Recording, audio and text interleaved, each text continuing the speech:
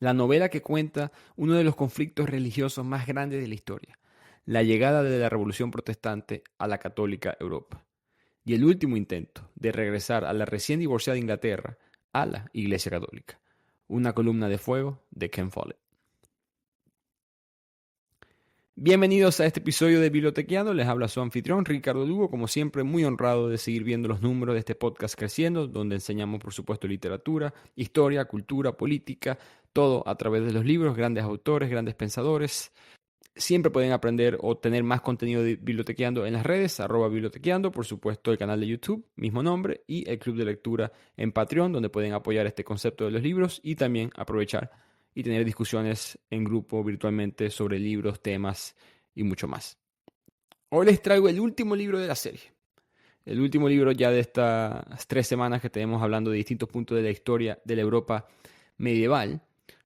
Pero este libro es un poco diferente, porque hay un debate histórico de ¿es esto la época medieval, sí o no? Porque para muchos historiadores, yo estoy en desacuerdo, para muchos historiadores la llegada de Colón a América es el fin de la época medieval, ¿no? Porque va a llegar la mezcla de culturas, la mezcla de razas, nuevas ideas, nuevos conceptos y lo que es la época medieval se acaba. Eso no es tan así. Por supuesto, los europeos continuaron en su feudalismo, en la Inquisición, la iglesia, la estructura social, económica se mantiene igual hasta la Revolución Industrial.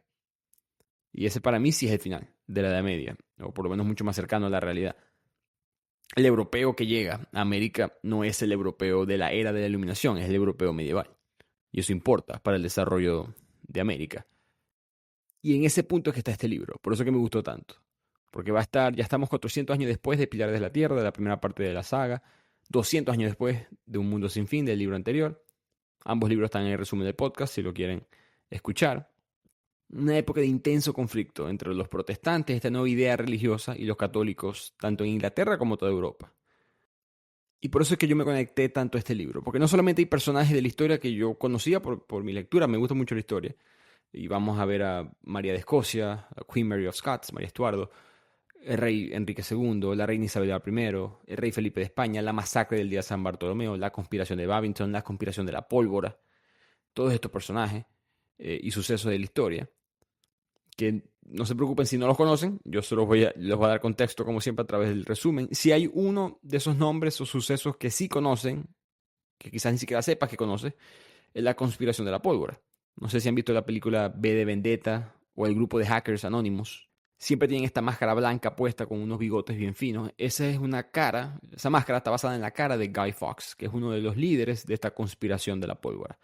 Un suceso extremadamente radical, un intento, no quiero dar muchos detalles todavía, pero es un intento de derrocar a la corona inglesa protestante en este punto, tan radical que quedó guardado en la historia y queda la imagen de Guy Fawkes como este ícono, no de la anarquía, eso es algo que ahora se dice, sino un ícono de el ser antisistema, de rebelarse en contra del sistema que te está oprimiendo.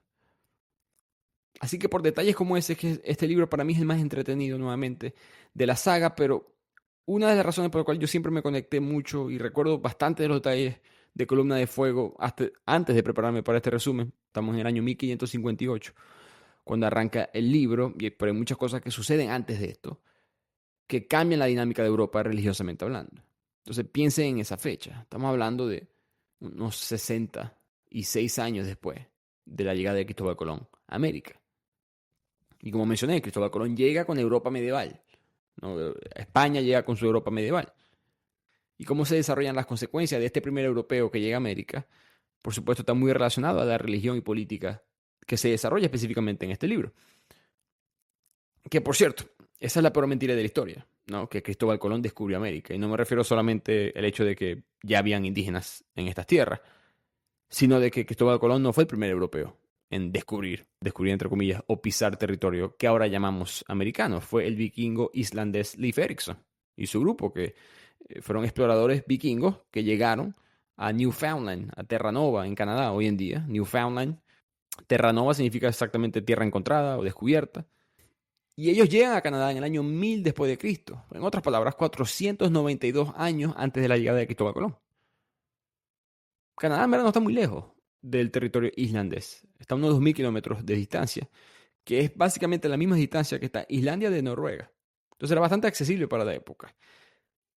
¿por qué Leif Erikson no es recordado en los libros como lo es Cristóbal Colón? ¿O por qué ni siquiera es mencionado, si acaso, muchas veces en los libros? Bueno, uno, fueron derrotados, ¿no? Ellos pierden batallas con los indígenas de la región y tienen que devolverse a Islandia. En otras palabras, no pudieron colonizar. Al no colonizar, no tienes influencia sobre los sistemas políticos, sociales, no cuentas la historia de tu versión. Simplemente él y su grupo se devuelven a Islandia. Y en Islandia es que ellos relatan esta historia, que es la segunda razón. Los islandeses son como, piensa en la leyenda del rey Arturo de Irlanda, estas culturas de estas regiones, su folclore son mitad mito, mitad realidad. Y son más mito que realidad muchas veces y no creían mucho en la palabra escrita. No dejaban muchas cosas por escrito. Entonces muchas sagas vikingas, muchas historias, lo que tú le cuentas a tus hijos o a tus nietos de la cultura de tu país o de tu raza, etcétera, esas culturas, esas historias eran muy mitológicas para los islandeses. Y una de las que se contaba era la historia de Leif Erikson, de este hombre que llega a explorar nuevas tierras y se consigue personas con otro color de piel, con otra forma de vestir, que no tienen ningún tipo de conocimiento del mundo que ellos sí conocen. Este encuentro de dos mundos, de dos culturas totalmente diferentes, de un lugar misterioso que más nadie ha visitado. Y siempre se pensó que esto era mentira. Hasta el siglo pasado, en el siglo XX, que unos arqueólogos descubrieron en Newfoundland, en esta tierra donde llegó Leif Erikson, estructuras vikingas que eran de esa fecha, de hace más de 1000 años. Casas de madera, talleres de herrería, otras pruebas de vida cotidiana de los vikingos. Y ahí de repente ya teníamos 300, 400 años, ¿no? Contando la historia de que Cristóbal Colón era el primero en haber llegado a América desde punto de vista europeo. Y todavía no hemos pasado la página en cuanto a eso. Los libros no se han ajustado. Por supuesto, en parte de que Leif Erikson no tiene la influencia que tuvo Cristóbal Colón y la corona española más adelante, ¿no? En la cultura americana. Pero en cuanto a la llegada del primer europeo en América, en verdad fue Leif Erikson. Pero volviendo a la conexión del libro con este punto en la historia, bueno, Cristóbal Colón llega a América. América, algo que tengo que recordarles a los estadounidenses a cada rato, él llega a América, el continente, él nunca llega a Estados Unidos. Él nunca pisó a Estados Unidos. Ponce de León llega a Florida, español por supuesto, y por eso es que Florida tiene un nombre en español. Pero los ingleses tocan tierra americana 100 años después de Cristóbal Colón. Ya en 1584, en Jamestown, en Virginia, establecen la primera colonia oficial, ya en 1607, principios del siglo XVII. Entonces, tienen que entender, vuelvo y repito, este libro, 1558, una columna de fuego, los sucesos históricos de la vida real de este libro, son de 1558, medio siglo antes de que los ingleses lleguen a América. Si el cambio religioso de católico a protestante, si esta revolución protestante no se da, la historia es totalmente diferente. ¿Es mejor, es peor para los indígenas? Difícil decir. Pero eso es lo más interesante de la historia para mí, humildemente, es poder ver estas tangentes que la historia pudo haber tomado. Porque hoy en día tú y yo miramos el pasado y todo tiene lógica, ¿no? Yo he mencionado cuando estuve en Alemania, desde que estudié en Alemania, que los historiadores siempre decían, aquí todo se mide a Hitler, todo lo apuntamos, todo lo que pasó antes de 1933 lo apuntamos para la llegada de Hitler. Y la realidad es que antes de él, no todo sucedió con Hitler en mente. Habían 1500 opciones, por no decir millones de opciones, y a veces la historia se da por casualidades, por distintas razones, pero el punto es que desde el presente hacia el pasado se ve muy determinista, se ve muy obvio. 2 más 2 son 4 y 4 más 2 son 6. A pasó, después B sucedió y después llegamos a C. En el momento las cosas no son así, las cosas pudieron haber sido diferentes. Y si la cultura inglesa llega a América, tantas cosas hubiesen sido para mí diferentes. Solamente pensando, por ejemplo, en la repartición de las tierras. Cuando Portugal y España, dos países católicos, buscaban establecer sus colonias en América, la iglesia tiene que poner orden entre la pelea de ellos dos y dijeron tranquilos, pues todos estamos en el mismo equipo, más o menos. Vamos a repartir las tierras. Y trazaron una línea en el mapa que tenían de la época de América y dijeron, de esta línea hacia el oeste todo es tuyo España y de esta línea hacia el este todo es tuyo Portugal. Y lo que estaba al este de esa línea era Brasil hoy en día, por eso que Brasil habla portugués, y el resto del occidente, del oeste americano, habla español, a excepción de Estados Unidos, esas tierras que no habían sido exploradas en el momento. Ellos no sabían que había tantas tierras. A Portugal salió perdiendo en el trato ese, pero en verdad no sabían en el momento que habían tantas tierras, que estaba Ecuador, que estaba Perú, no tenían ese conocimiento todavía.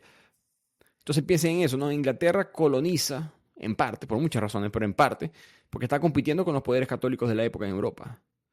Que sin ese tratado hay que dividir las tierras no entre dos países, sino entre católicos. eso altera de alguna manera las colonias africanas más adelante en cuanto al punto de vista religioso. Difícil decirlo, pero por eso disfruté este libro, porque está en ese punto, en ese nexo, y Ken Follett muy bien le da color con distintos personajes a esta historia. Así que empecemos con el resumen, que va a arrancar, por supuesto, en Kingsbridge. Principalmente va a ser en Inglaterra la historia. Estaremos un poquito en Francia y un poquito en España y el Caribe español, que ya está empezando a surgir las colonias en el Caribe español.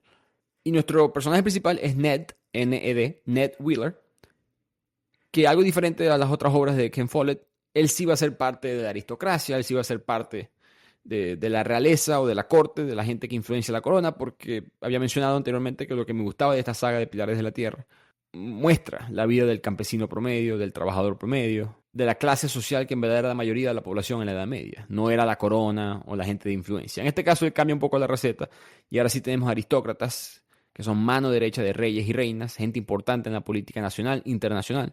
Y Ned Wheeler es esa persona, o mejor dicho, se va a convertir en esa persona, ya veremos cómo. Él es de una familia de la aristocracia, de bien, comerciante, pero sus finanzas están complicándose en los conflictos católico-protestante, ellos están perdiendo bastante mercancía, distintos almacenes han sido incendiados en los conflictos, y socialmente se está dividiendo.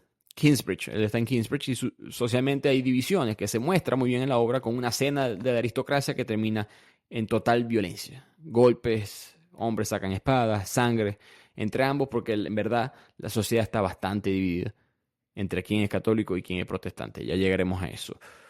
Ned tiene una enamorada, Marjorie Fitzgerald, otra mujer de una familia muy importante, católica. Ned, él no es protestante, pero va a apuntar más hacia ese lado. Cree en Dios, pero no está muy seguro de qué religión es la correcta. Pero sí cree que los protestantes pudieran tener este nuevo concepto de la tolerancia religiosa. Porque, como veremos, la reina Isabel I de Inglaterra lo va a reclutar a él para formar parte de esta idea. Punto es que él tiene esta enamorada, Marjorie Fitzgerald, ella lo ama a él la ama a ella, pero no pueden estar en una relación, son religiones diferentes. La familia de Marjorie Fitzgerald es extremadamente católica, su hermano Rollo Fitzgerald, una persona que va a ser un enemigo en medio de todo esto, va a ser un radical del catolicismo, va a ser perseguido en distintos puntos por Ned, políticamente hablando. Y además Marjorie ya está comprometida con un hombre llamado Bart Shiring, no importa mucho su nombre, pero ya está comprometida en este matrimonio arreglado por política, que en verdad ella acepta, porque ella acepta su rol dentro de digamos, lo que le toca a ella como religión, cumplir los sacramentos y todo esto. Así que esos son tres de los principales personajes, pero no hablaremos mucho de ellos, en verdad. A través de ellos veremos sucesos históricos. Va a ser mucho más historia comparado con los dos primeros resúmenes. En el pueblo de Kingsbridge sentimos la política de la época. Todo el mundo está en la calle hablando de la sucesión de la reina María Tudor. La reina María Tudor es la reina actual de Inglaterra. Y si ella sale de la corona, hay un posible ascenso de la princesa Isabela I. Y esta princesa es una protestante. Ya había existido otros reyes protestantes en Inglaterra. El rey Eduardo VI había sido el primer rey no católico en la historia. Era protestante nuevamente. Y a partir de él, bueno, hay una descendencia de políticos, de reyes, de monarcas protestantes, porque la revolución protestante, ya hablaremos de ella pronto, va a penetrar las clases educadas, bien leídas de Inglaterra y de Europa, en verdad, en general. No fue un movimiento de la clase baja, fue un movimiento de la clase alta. Pero eso poco a poco va a cambiar con el tiempo, por supuesto. El punto es que en las cortes, en los grandes apellidos de todos estos países europeos de la aristocracia, la influencia protestante, las ideas del concepto protestante ya están muy establecidas. Y parece que ahora va a tocar una nueva reina protestante y María Tudor, la actual reina, es católica. Entonces los católicos ven a María Tudor como el último bastón, la última puerta que puede evitar la entrada y quizás más nunca la salida de una religión protestante en la corona, un cambio radical religioso en la historia de Inglaterra. Por supuesto, muchos católicos en este punto, la mayoría de Inglaterra es católica, se estima, no quieren eso. Pero eso son las clases bajas, las clases obreras, las clases bajas del feudalismo. No es lo que piensan las clases educadas. Dato curioso, si alguna vez han probado el cóctel Bloody Mary, no sé si les gusta, a mí no me gusta mucho, pero si a ustedes les gusta, bueno, Bloody Mary es en honor a María Tudor, porque ella persiguió a muchos protestantes, asesinó en masa en un momento a 300 protestantes y se dice que este trago es en honor a ella. El Bloody Mary es María Tudor. reina de Inglaterra, última reina católica de Inglaterra. Entonces, cuando esto está sucediendo, a Ned Wheeler, nuestro personaje principal, le ofrecen este puesto con la princesa futura, quizás reina Isabel I, para que él sea líder de un movimiento de inteligencia, básicamente. Va a ser el primer servicio secreto, servicio de inteligencia de una corona, para proteger a ella como protestante y medir, infiltrar círculos católicos dentro de Inglaterra y de toda Europa. Así que hagamos una pausa para entender qué es lo que es, en verdad, cuál es el concepto de esta revolución protestante. ¿Por qué hay tanto conflicto? Bueno, en el siglo XVI, en Alemania, hay un hombre, un monje, llamado Martín Lutero. Si conocen a Martin Luther King Jr., por supuesto, el líder de la revolución de los derechos civiles en Estados Unidos, su nombre es en honor a Martin Luther, que era un monje teólogo católico que clavó unas famosas 95 tesis en las puertas de una pared de una iglesia en Alemania, en Wittenberg. Literalmente agarró un pergamino y clavó con un martillo estas 95 tesis que eran debates, argumentos en contra de la ortodoxia católica de la época. Eran preguntas que él se estaba haciendo, argumentos que él quería discutir, cosas que él quería cambiar dentro de la fe católica. Y en términos modernos, él se fue viral. Esas cosas que él puso en la pared se empezaron a discutir muchísimo, especialmente en las clases muy educadas. De claro, ¿por qué no nos podemos hacer estas preguntas? ¿Por qué tenemos que mirar el mundo así? ¿Por qué tenemos que hacer caso a estas cosas que dice la iglesia? ¿Qué decían estas 95 tesis? Bueno, son 95, no voy a decirlas todas. El mensaje, digamos, la conclusión es desafiar los conceptos establecidos por la iglesia. Pero los puntos más radicales, los que más sonaron en la época y todavía suenan, es primero que la Biblia era la máxima autoridad religiosa. Estos son los argumentos de Martín Lutero. No es el cura, no es el sacerdote, no es el obispo, no es el arzobispo, no es el papa. Yo no le respondo a ellos, yo le respondo a la Biblia. Esa es la máxima autoridad religiosa.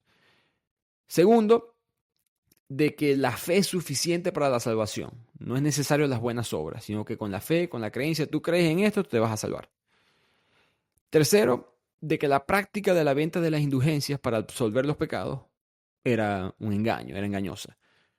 Que no hay que por qué pagar para poder ser perdonado de tus pecados. Y cuarto, y todavía muy discutida hoy en día, que los curas deberían de poder tener relaciones, tener matrimonio o casarse. Porque eso en verdad, si han leído Dominion, lo mencioné en Instagram el otro día, Dominion de Tom Holland, la historia del cristianismo, eso vino en verdad después. Entonces, empieza Martín Lutero a desafiar, a protestar en contra de distintos establecimientos, distintas leyes o principios, mejor dicho, de la Iglesia Católica, y se crea esta revolución protestante, que poco a poco empieza a tener conflictos con la Iglesia Católica, que poco a poco se dividen en dos grupos totalmente diferentes, que poco a poco van a pelear por los poderes de la corona de Europa. Y poco a poco los protestantes se dan cuenta que no pueden vivir en un mundo católico, que tienen que ir en contra de la iglesia al punto que tienen que derrocar a la iglesia políticamente hablando. Y la iglesia, por supuesto, lo está reprimiendo, lo está persiguiendo. Entonces tienen los católicos viendo al Papa como su líder supremo, el intermediario entre Dios y los fieles. Los protestantes rechazan completamente la autoridad papal. Los católicos, por ejemplo, las misas todavía son en latín. Entonces ellos responsabilizan a sus sacerdotes, a sus curas, de interpretar los escritos y después traducírselo.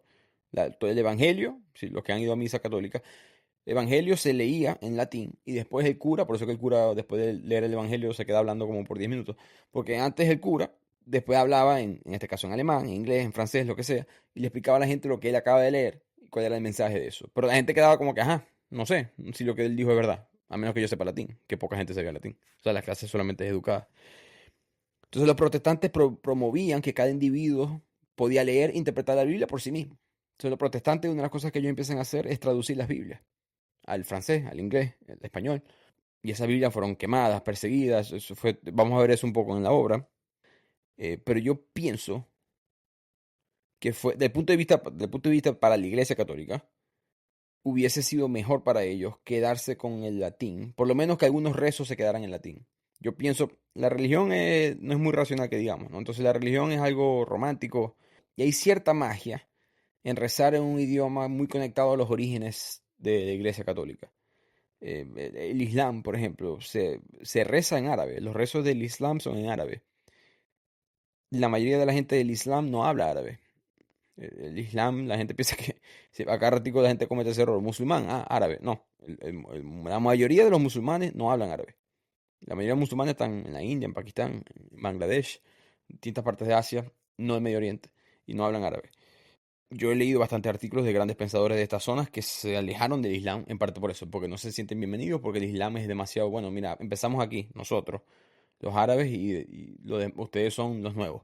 Hay una separación ahí de clases dentro del Islam. Era el argumento de los que yo he leído. Hay otras personas que dicen lo opuesto.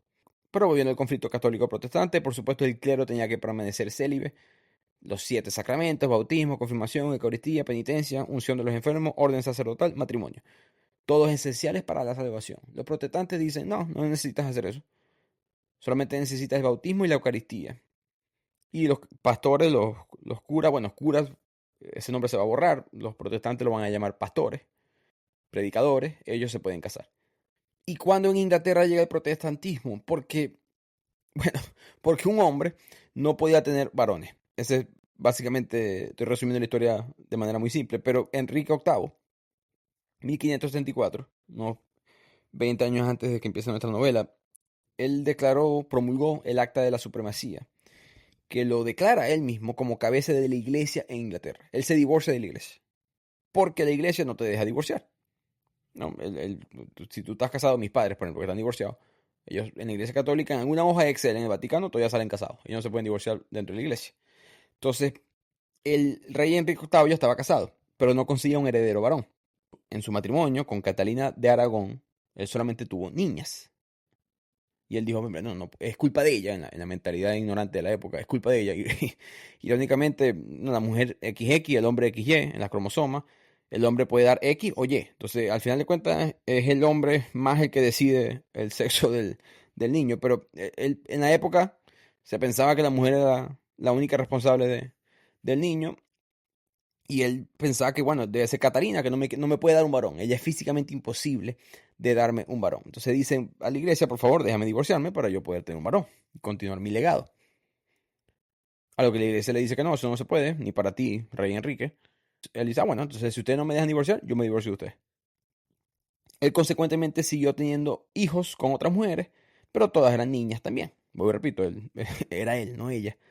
Famosamente, él le cortó la cabeza, decapitó a varias de estas mujeres y intentaba con la nueva. Entonces, o le dabas un varón o te quedabas sin cabeza. Aunque hubo también otras razones en toda esa historia. De hecho, su última esposa le llegó a dar un varón, pero murió poco después del parto, el niño. Así que al él divorciarse de la iglesia, bueno, queda este espacio libre para que el protestantismo entre a la política inglesa. Como mencioné, ya mucha gente había empezado educada, había leído estas 95 tesis, era algo que estaba de moda, y la gente empezó a debatir y poco a poco, como sucede con las ideologías, la gente con poder no solamente adquisitivo, sino poder político, ya está creyendo en la revolución protestante. Pocos después de esto van a exportar y Estados Unidos va a ser fundado por muchos protestantes y subgrupos de protestantes que van a estar huyendo de una manera u otra de distintos conflictos políticos y religiosos. Porque María Tudor, como mencioné, la Bloody Mary, ella buscó revertir estas reformas. Ella llega después de esto y busca revertir estas reformas y restaurar el catolicismo en Inglaterra. Y era muy apoyada por el pueblo, porque el pueblo continúa siendo católico. Los campesinos, los habitantes fuera de las zonas educadas de Inglaterra continúan siendo católicos. Esto, por supuesto, provocó la persecución de los protestantes y quieren ellos volver a traer este concepto de protestantismo a la corona inglesa con Isabel I, con esta reina. Ese es el mundo en el que estamos en esta obra. En la obra vamos a conocer ahora a Pierre Amandé, un francés, está en París, un antagonista en esta historia que está haciendo estafa en los pubs, en los bares, vende promesas, vende sueños, hace trucos y así gana su dinerito. Se equivocó porque en un pub agarra una víctima que en verdad es alguien importante, alguien de la familia Guise, una familia bastante poderosa en Francia, católica, y a Pierre lo llevan a la casa de los Guise para que cumpla su castigo, para que los jefes de la familia decidan cuál es el castigo de este hombre, de este plebeyo que está insultando, ¿no? La imagen de los Guise. Pero este Pierre es bastante habilidoso, piensa rápido, tiene buena labia, buena lengua, como decimos nosotros, y empieza a inventarse historias de que, bueno, mi mamá era sirvienta, yo soy familia de ustedes. Mi mamá era sirvienta, era señora de servicio en la iglesia y en la casa de ustedes, la casa de los Guise, ¿no? Una de muchas sirvientas que habían ahí. Y yo soy hermanastro tuyo porque tu papá tuvo sexo con mi mamá. Y yo lo que quería era hacer, yo sabía quién eran ustedes en el pub, lo que quería era poder hablar con ustedes cara a cara, ¿qué tal? Y los guises no tienen evidencia de que esto sea verdad, pero eso era muy común en la época. Todos esos señores feudales tenían sexo con las señoras que trabajaban en la casa. Y si tenían un hijo no les importaba mucho, era un hijo ilegítimo, eso no, al no reconocerlo, eso como si no existiera, ¿no? Entonces, los hijos, con lo que tienen a Pierre enfrente, se creen la historia. Y Pierre, para suavizar la cosa, también dice, tranquilo, yo no me creo nobles como ustedes, ni nada por el estilo. Por dentro es mentira, él siente que merece ser noble, quiere ese estatus, va a hacer lo que sea para conseguirlo. Pero el punto es que evita el castigo y les propone algo. Miren, yo estoy en los pubs, yo estoy en la calle, yo sé mucho más de lo que pasa en la calle que ustedes. Ayúdenme y yo te ayudo. Yo puedo espiar a los protestantes en París. Y así nos ayudamos entre nosotros, los católicos.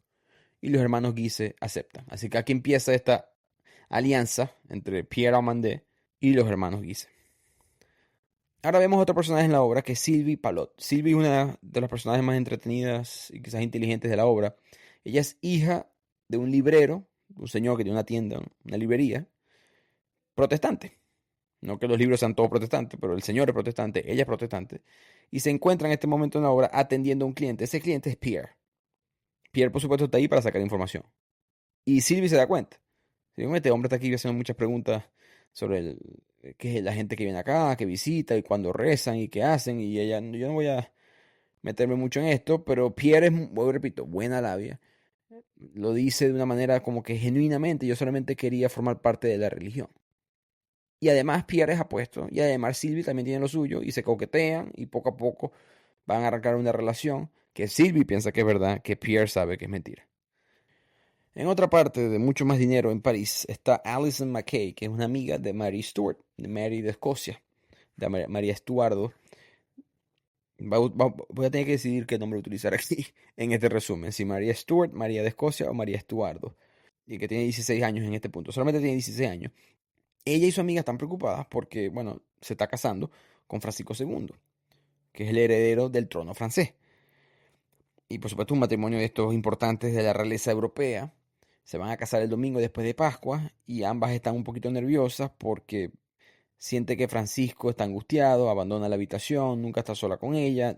Expresan cierta preocupación por la fragilidad de Francisco II. Por fragilidad se refieren que no creen que él pueda consumir el matrimonio. Y Mary Stuart es muy importante en esta obra porque ella es católica y tiene, en verdad, el derecho legal a ser la reina de Inglaterra. Veremos cómo su historia va a chocar con su prima, Isabel I, la protestante reina de Inglaterra. En paralelo a todo esto, Marjorie Fitzgerald, la enamorada de Ned Wheeler, se casa, obligada por su familia, por la presión, con Bart Shiring, con este hombre católico. El obispo y la familia le pusieron demasiada presión, tuvo que ceder. Y ella, además, que es una fiel católica, creyente, acepta. Y le explica a Ned, entre lágrimas, que, bueno, ella tiene un deber sagrado de obedecer a sus padres y casarse con Bart. Y aquí Ned y Marjorie se van a separar por un buen tiempo en la obra, pero creo que es un símbolo de Ken Follett para representar cómo una persona quizás de la época chocaba con estos conflictos religiosos.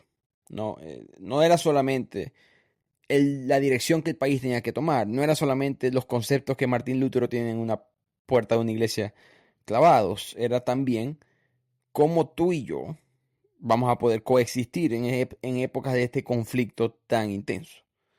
No sé cuántas parejas conocen ustedes que en esta época tan política y que en cada país es diferente, ¿no? Pero aquí en Estados Unidos no conozco muchas personas que una de una de las dos parejas vote republicano y el otro vote demócrata. Creemos que estamos en una época más tolerante, pero aún así a la gente le cuesta ser tolerante a su ideología, especialmente cuando están muy seguros que la ideología que ellos tienen es la correcta. Entonces Marjorie, ella siente que ella está del lado correcto, Ned siente que él está del lado correcto, protestante.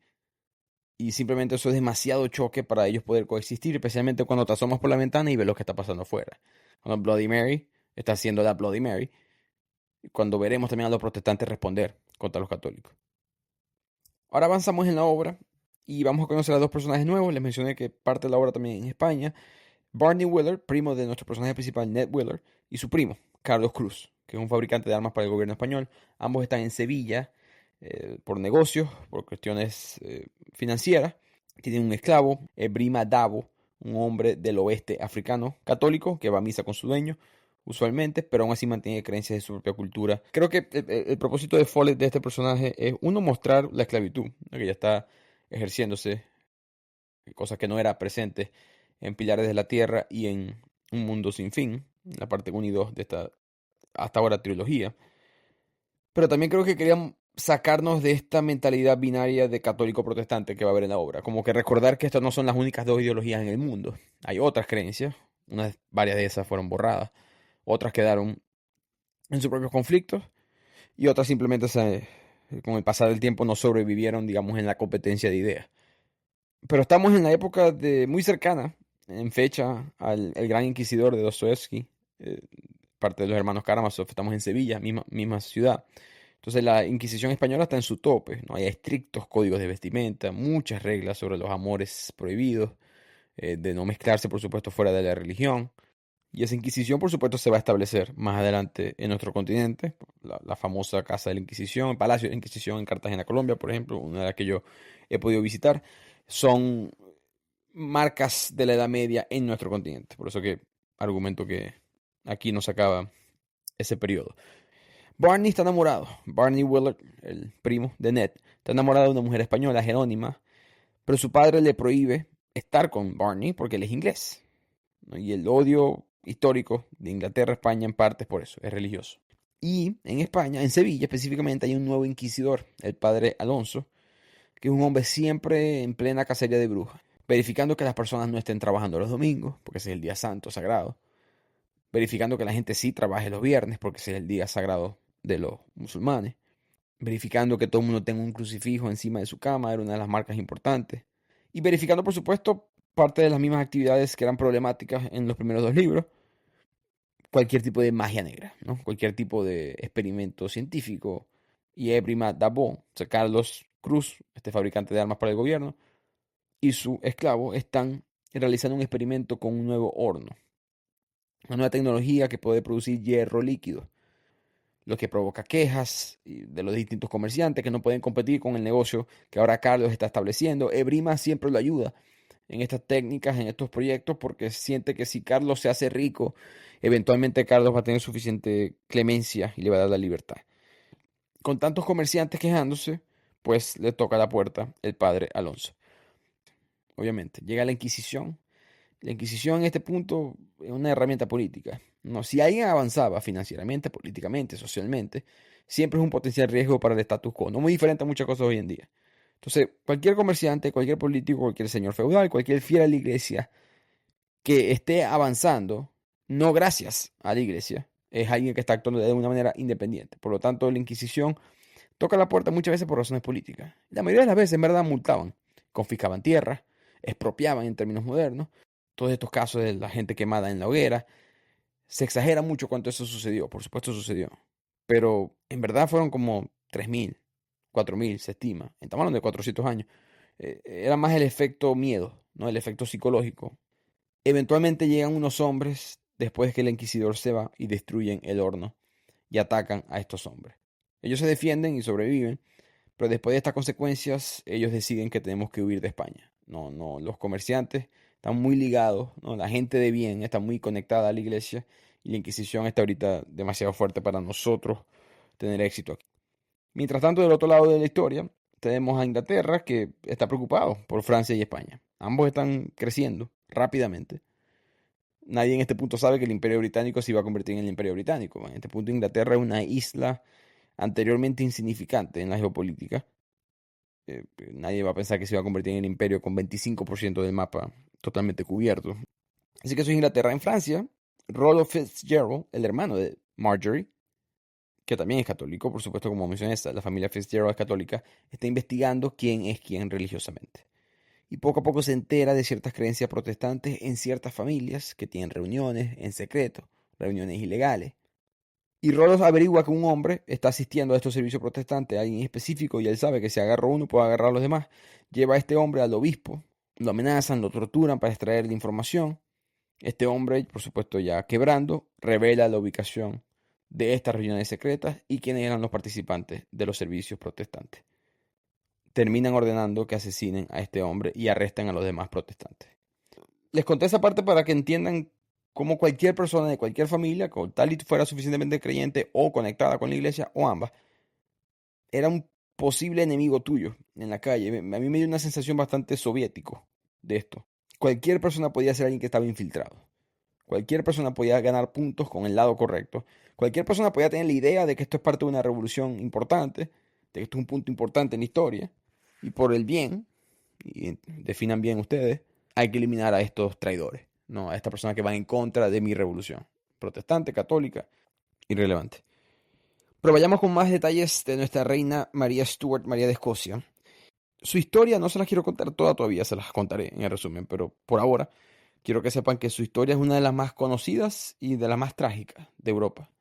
María Estuardo se convierte en la reina de Escocia cuando tenía 6 días. 6 días, ni una semana de nacida. Porque su padre fallece, el rey Jacobo V de Escocia. Y más adelante, como mencionamos, se está casando con Francisco II en Francia, 16 años. Y la convierte brevemente, ese matrimonio, en reina consorte de Francia. Sin embargo, este Francisco II muere muy joven. Y María regresa a Escocia desde Francia en el año 1561, pero María, vuelvo repito, católica, y regresó a una Escocia bastante diferente, una Escocia en gran parte protestante. Esto por supuesto genera muchas tensiones políticas y religiosas porque muchas personas van a ver a María Stuart como esta mujer, esta pieza que pudiera salvar a la religión católica, que podía evitar que el movimiento protestante estableciera control de todas estas coronas y monarquías en Europa. Pero más importante aún, esto generó conflictos directos monárquicos con su prima, Isabel I, porque María Stuart tenía reivindicación legítima al trono de Inglaterra. Entonces ella era una amenaza para Isabel I, porque Isabel I no tenía hijos. Entonces si Isabel I muere, quedaba automáticamente María Estuardo reina. Entonces imagínenselo como guinda eso de un hilo. Eso desencadenó, por supuesto, numerosas conspiraciones para derrocar a Isabel I y poner a María Stuart en el trono inglés. Pero llegaremos a todo eso. En este punto en la obra, María Estuardo es convocada a una reunión con la reina de Francia, el día antes de su boda con Francisco II. Como ya hay rumores de que este Francisco II no va a poder consumir el matrimonio, ellos planean falsificar la evidencia de que ella rompe su virginidad en esta noche de boda. Esto pasaba mucho en estos matrimonios porque eran contratos, eran alianzas políticas. Y para verificar que sí, este rey y esta reina de Francia y Escocia se van a unir y ha sido firmado el contrato, por decirlo así, tienen que tener sexo. Entonces, la primera noche de boda, imagínense eso, que tú en tu primera noche de boda, peor aún, porque hoy en día es poco probable de que tu aventura sexual, perdón, acto sexual en tu noche de boda sea la primera vez que tengas sexo, pero en esta época sería con cierta probabilidad tu primera vez y haya gente presente. Haya todo este grupo de personas importantes de la aristocracia, que pueden ser amigos o enemigos tuyos, presentes para verificar que esta unión se dio. Entonces la reina de Francia le dice a María Estuardo, mira, mañana te toca esto, ¿no? Lo de la boda y tener sexo enfrente de él, y yo sé que a lo mejor él no va a poder consumar este matrimonio, pero hay que engañar a los testigos, hay que asegurarnos que esta unión se dé. ¿Y cómo vamos a hacer eso? Bueno, yo te voy a dar una vejiga llena de sangre, y tú la vas a abrir, la vas a derramar en un momento, la vas a tener escondida en tu pierna, y cuando la gente vea la sábana con sangre, ellos van a pensar que él te penetró. Y eso es lo que se hacía. La aristocracia conseguía vejigas de vaca, de gallina, de algún animal, se la escondían entre las piernas, las mujeres, por supuesto, y cuando la apretaban duro, rompían esa bolsita y botaba sangre, se manchaban la sábana, y los presentes declaraban, listo, se le acabó la virginidad a esta mujer, el matrimonio ha sido consumado, la alianza es correcta, rey y reina. A unos niños, por si acaso, ¿no? De 15, 16 años, en este punto ambos. La sociedad puede ser un mundo bastante raro. Al punto que la propia María Estuardo se vistió de blanco para la boda, que era en esta época el color de luto. Las cosas cambian. En esta época era el color de luto. Ella se sentía presa apenas entró en ese matrimonio y es parte de la historia de María Estuardo. Siempre fue víctima de las tensiones políticas del mundo. Mientras tanto, en Francia, Pierre ha enamorado completamente a Sylvie. Ella de verdad piensa que esto es amor de verdad. Ella le invita a él a todas estas reuniones privadas, secretas de la comunidad protestante en París.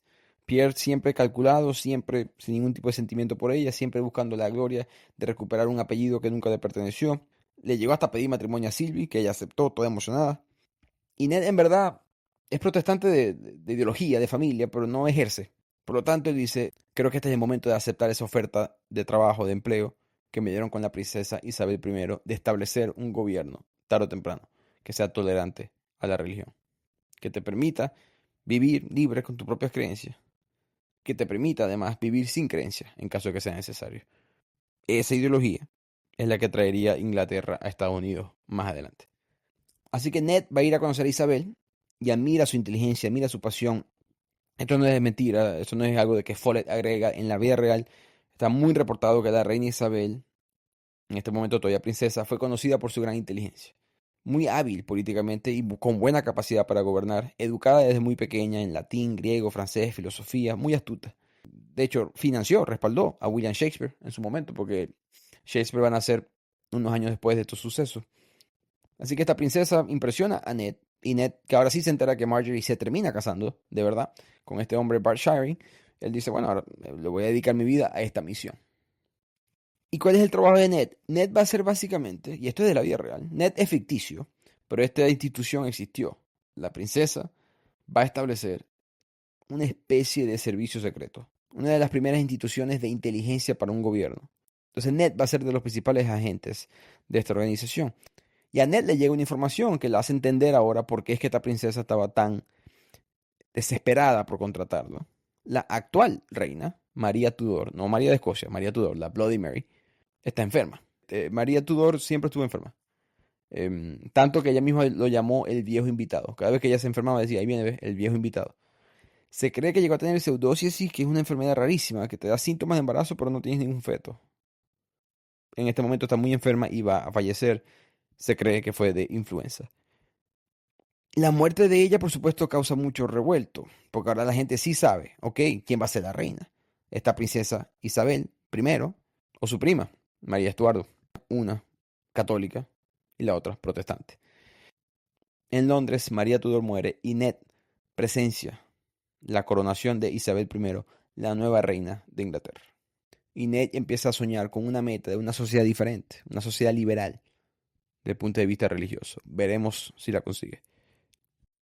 Pasamos a esta segunda parte del libro, donde vamos ahora mucho más a Francia, porque Pierre, este espía católico, y Sylvie, bueno, están comprometidos para casarse, pero Pierre sigue aplazando la boda, y aplaza la boda, pero aplaza la boda, y Sylvie sabe que algo raro está sucediendo, pero en verdad piensa que es algo de relación, algo de amor, no pensaba que era la realidad. Que la realidad es que Pierre, por supuesto, no quiere casarse con Sylvie.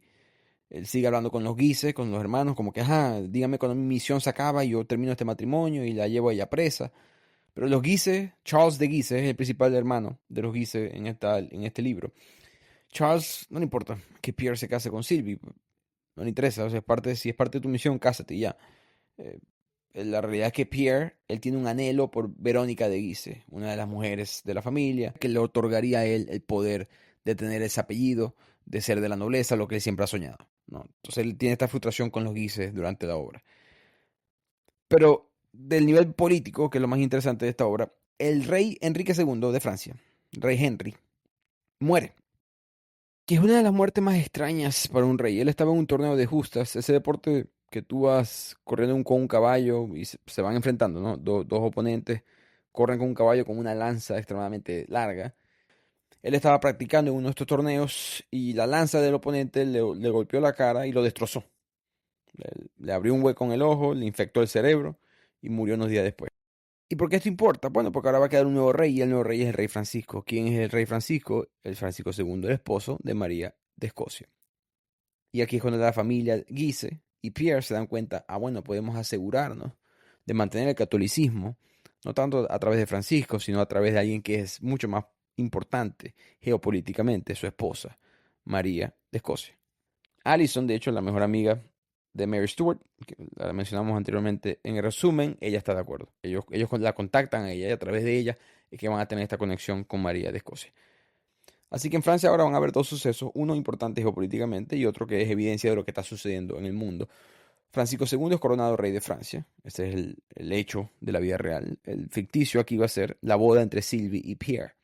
Sylvie y Pierre celebran su boda, o mejor dicho, están a punto de celebrar la boda, cuando de repente la familia Guise y sus hombres llegan, asaltan a la iglesia protestante, acusan al pastor de herejía, se llevan a Sylvie, se llevan al padre de Sylvie, se llevan a todo el mundo, y Pierre es relevado, mostrado como un espía finalmente. Sylvie queda, por supuesto, devastada. Genuinamente estaba enamorada de Pierre. Así que Pierre cumple con su misión y aquí él nuevamente, él piensa, al fin me voy a poder casar con la que yo quiero, voy a tener apellido, pero Pierre tiene daddy issues, en verdad, el Pierre.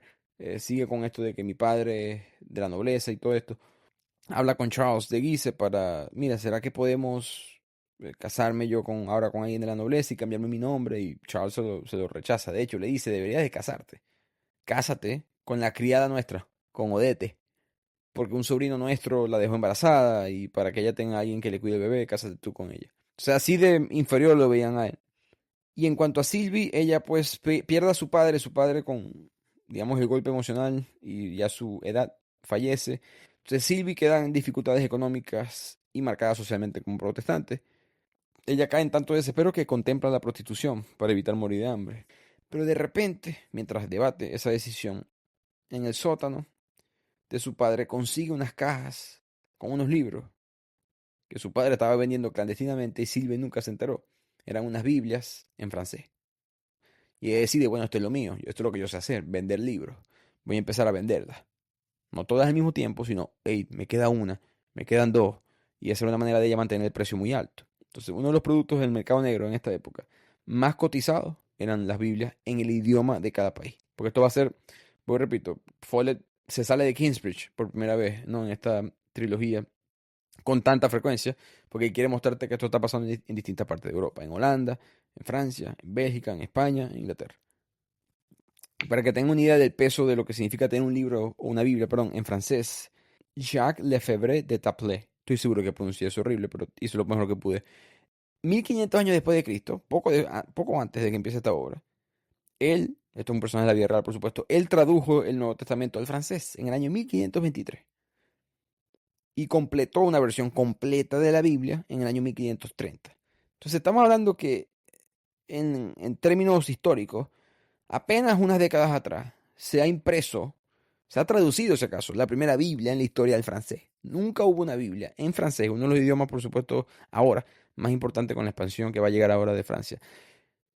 Nunca ha habido una Biblia en ese idioma hasta este punto. Entonces lo que tiene Silvia en sus manos es algo mucho más único de lo que quizás tú y yo pensamos en este momento. Desde el siglo IV, desde que el Santo Imperio Romano es establecido, la Biblia oficial era solamente en latín. La iglesia no permitía la traducción de la misma.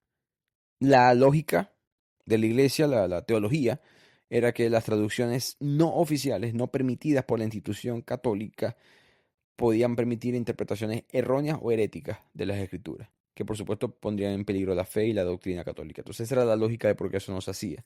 De hecho, mencioné este Jacques Lefebvre, que era el que tradujo el Nuevo Testamento, pero otro hombre francés, Tyndale, que fue el que tradujo toda la Biblia por completo, fue ejecutado un año después por sus traducciones y sus escritos.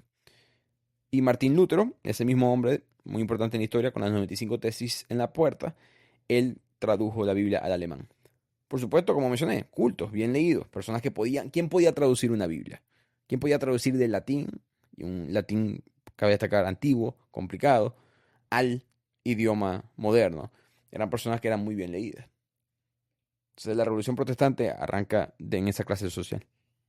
Conclusión, Sylvie tiene una mina de oro en sus manos, una mina de oro comercial. Y Follett siempre a través de la serie, el comercio para él es una manera de avanzar. Esto es una mujer que hace unos segundos estaba debatiendo vender su cuerpo para poder comer, así que ella tiene muy poco que perder. Sylvie se va a convertir en una traficante de Biblias en francés. En paralelo a todo esto, recuerden a Barney, Brima y Carlos, eventualmente terminan en Bélgica y construyen ese mismo horno de hierro líquido. Tardaron un mes en hacerlo, pero repitieron la tecnología. Y la familia en Bélgica está impresionada con esto y dicen, bueno, vamos a poder utilizar esto como negocio. Para negociar esto con su primo, él decide volver a Kingsbridge. Barney decide volver a Kingsbridge para hablar con Ned sobre esta oportunidad. Pero lo que se monta en el barco se da cuenta que no fue enviado a Inglaterra, fue enviado a España. Eso va a importar porque Barney ahora se va a dar cuenta que el mundo es más grande de lo que él pensaba y eventualmente va a llegar al Caribe español. Mientras tanto, en Francia, nuestro corazón de piedra, Pierre, está viendo a su esposa, porque se tuvo que casar con esta Odette, con la criada. Está dando luz. Recordemos que estaba embarazada de alguien de los Guise, iba a tener un hijo ilegítimo. Y Pierre está lleno de resentimiento, odia a esta mujer, que no es culpa de ella, pobrecita, pero odia a esta mujer. Cuando entra, él sube las escaleras y ve a Odette casi muerta. no le importó. Aún así agarra el bebé, que se entera que se llama Alain, en honor a su padre biológico, no, ni siquiera en honor a él, que le da más rabia todavía, y se lo lleva el bebé a un convento de la Sagrada Familia, por supuesto católico, y afirma que Alain es ilegítimo. Y le paga a la madre del convento para que lo cuide y que él no tenga que preocuparse por ese bebé más nunca. Pero las cosas no van a ser tan fácil para él. Charles de Guise llega, le toca la puerta, se entera de lo que pasó y le dice, tenéis que cuidar a ese niño por el resto de tu vida. Menciona eso porque a partir de ahora Pierre se va a convertir en un hombre totalmente abusivo, tanto en contra de Odette como de Alain, su hijo, en papel. Y la mujer que esquivó esa bala, irónicamente, a pesar de todo lo que ha sufrido, Sylvie, está mucho mejor. Es como un contraste de todo esto. Sylvie ahora vive bajo un alias, se cambió el nombre para poder sobrevivir en este mundo de conflictos religiosos. Se ha sustentado muy bien financieramente con la venta de estas Biblias ilegales, pero se le acabó el suministro. Así que ella va a tener que ir a distintas partes de Europa a conseguir Biblias clandestinas en Ginebra. Consigue muchísimas de estas y con eso ella puede sustentar el negocio a futuro. Pero volvamos a la política a nivel macro o nivel alto. El Francisco II, el esposo de María Estuardo, que es el rey de Francia en este punto, de repente se enferma. Tristemente tuvo una infección en el oído, esto lo sabemos ahora, pero tuvo una infección en el oído que se le extendió al cerebro, provocó o una meningitis o un absceso cerebral. El punto es que él fallece, apenas tenía 17 años y duró solamente un año en el trono. Hubo rumores en la época, bastantes personas declararon, por lo extraño que fue la muerte, que fue envenenado por protestantes, que querían eliminarlo a él, que querían convertir a Francia también en protestante. El punto es que la joven María Estuardo queda sola y va a tener que cuidarse. Y Ned, y la corona inglesa que está viendo todo esto de lejos, la reina Isabel I manda a Ned y su red de informantes y su red de inteligencia a Francia. No solamente a investigar, pero de hecho a hablar con María Estuardo, para decirle a ella, no vuelvas a Escocia. Mejor dicho, no una orden, sino tratar de convencerla de que no vuelvas a Escocia, porque con tus fuertes creencias políticas lo que vamos a causar es más disturbios civiles. De nuestro interés mutuo que eso no suceda. Y Ned habla con María Estuardo y a pesar de todos sus intentos, María dice, no, yo voy a regresar. No, además que tengo gente que me está apoyando. Y muchas de esas personas que la apoyan son nobles, son católicos, son miembros, por supuesto, de la Iglesia Católica. Y por supuesto, gente como los Fitzgerald o Pierre, gente de ese estilo que está haciendo revoluciones, mini revoluciones en la calle, protegiendo a la religión católica. Y en este punto, por si acaso, es que empiezan oficialmente las guerras religiosas civiles protestantes versus católicos. Que empezó con la masacre de Wassy, en Francia, donde se reprimieron a 60 protestantes que fueron asesinados por distintos grupos armados de los católicos. En la obra, esto es un evento de la vida real, pero en la obra, Pierre es el que lidera esta revolución o este ataque, digamos, civil. Así que en este momento, en paralelo, comienzan estas guerras civiles religiosas y empieza el conflicto en el Caribe de quién es esta tierra. Porque lo que es Hispaniola en este punto en la historia, que más adelante hoy en día es conformado por dos países, Haití y República Dominicana, hay una tripulación que acaba de llegar a estas tierras. Y es una tripulación que trae esclavos. En ese barco es el que venía Barney. Barney, recordemos que es enviado a España. Él en verdad después termina en el Caribe. Y él va a hacer negocios porque se enteró de negocios, el comerciante al fin, de ron. Y él se enamora mucho de la hija ilegítima de este hombre que está en Hispaniola trabajando en una plantación de ron. Ella trabajaba de manera administrativa, pero era hija de él, ilegítima, pero aún así tuvo este cargo. Ella es una mulata y ella representa como que la vida caribeña y el sonido de las olas y el mar, el ron, las mujeres. Barney poco a poco se enamora de esa vida y él en verdad se quiere quedar, ¿sí?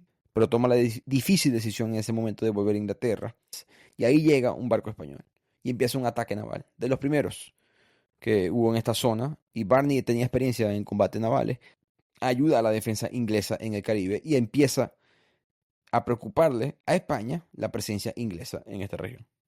Entonces la corona inglesa está lidiando con la expansión de sus enemigos ideológicos, católicos, Francia, España, en el Caribe, en el continente americano, y además se está peleando con este conflicto interno ideológico dentro de su propio país. Pero ahora todo empieza a voltearse. Esta tolerancia religiosa que la reina Isabel I ha querido establecer, poco a poco empieza a convertirse también en intolerancia, en perseguir también a las personas de la religión católica. De hecho, en la obra, Marjorie, recordemos a la enamorada de nuestro personaje principal, de Ned, llega a asistir a una misa católica en Tench, en Inglaterra, arriesgándose a sufrir consecuencias legales bajo el gobierno de la reina Isabel. Entonces, una escena que creo que Follett agrega para ese punto, ¿no? De que al final de cuentas, esta tolerancia religiosa, la reina Isabel I quizás fue un mal necesario para llegar a ella, pero en el momento la reina Isabel I va a perseguir a muchísimos católicos. De hecho, tantos como los católicos persiguieron a protestantes anteriormente. Investigué lo más que pude sobre esto y no conseguí cifras exactas, como en una guerra civil donde no estaban divididos por color de piel, donde no están divididos por etnicidad, no son personas de otros países que hablan otros idiomas, todos son exactamente lo mismo. Era difícil medir qué muerte era culpable de este conflicto religioso, quién era quién. Lo que se estima es que al final el balance entre los dos quedó bastante parejo, ¿no? Entonces, tolerancia religiosa, entre comillas, en este punto con la reina Isabel I, pero desde el punto de vista de ella y de Ned, hay que eliminar la ortodoxia católica con la influencia en la corona para poder llegar a esa tolerancia religiosa más adelante.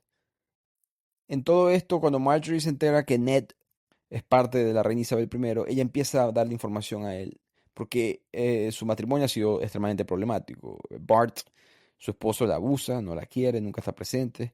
Ella contempla el suicidio o huir. Su suegro la abusa sexualmente a ella y ella no puede hacer nada. De hecho, ella va al cura y se confiesa por sus pecados y por las cosas que le están sucediendo. Y el cura, como es amiguísimo de esta familia, no hace nada por ella, solamente le pide que rece por el perdón.